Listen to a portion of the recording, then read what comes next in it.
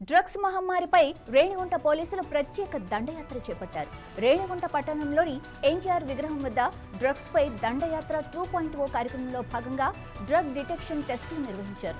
సమాజాన్ని మత్తు పదార్థాల బారి నుంచి కాపాడేందుకు పోలీసులు ప్రజల్లో అవగాహన కల్పించే కార్యక్రమాలను మరింత వేగవంతం చేశారు. డీఎస్పీ శ్రీనివాసరావు మాట్లాడుతూ డ్రగ్స్ నిర్మూలనలో ప్రజలు కూడా భాగస్వాములు కావాలని పిలుపునిచ్చారు. గంజాయి వాడకం సరఫరాపై కఠిన నిఘా సాగుతోందని, పాజిటివ్ వచ్చిన వారిని డి అడిక్షన్ సెంటర్లకు తరలిస్తున్నామని తెలిపారు.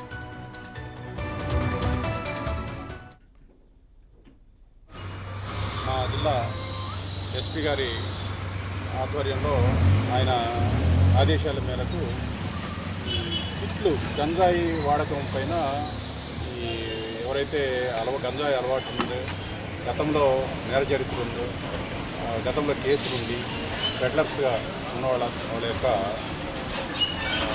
చరిత్రని మొత్తం కూడా తీసుకొని వాళ్ళందరినీ కూడా పిలిపించి ఈ గాంజా బయో చెక్ దీని ద్వారా ఈ కిట్ ద్వారా టెస్ట్ చేయడం జరుగుతుంది. దీంట్లో పాజిటివ్ వస్తే వాళ్ళు గంజా వాడుతున్నట్లుగా మనకి చైన్ ఫార్వర్డ్ అండ్ బ్యాక్వర్డ్ లింక్స్ని ఐడెంటిఫై చేయటము, వాళ్ళని అదుపులో తీసుకోవటము ఈ చర్య ప్రారంభించబడింది.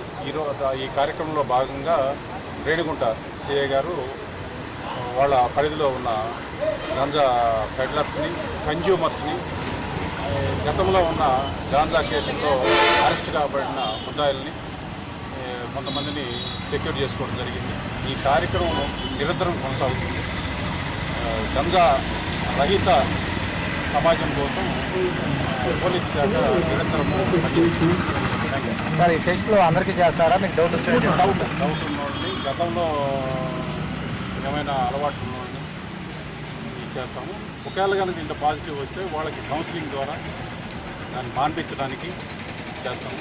రిహాబిలిటేషన్ సెంటర్ మనకి ఇక్కడ పాపానాయుడుపేటలో రాస్ సమస్యకు సంబంధించిన రిహాబిలిటేషన్ సెంటర్ ఉంది. అట్లానే రుయాలో రిహాబిలిటేషన్ సెంటర్ ఉంది. వాళ్ళ తల్లిదండ్రుల్ని వాళ్ళని సంప్రదించి వాళ్ళ అంగీకారం మేరకు రిహాబిలిటేషన్ సెంటర్ వాళ్ళ ఈ అలవాటు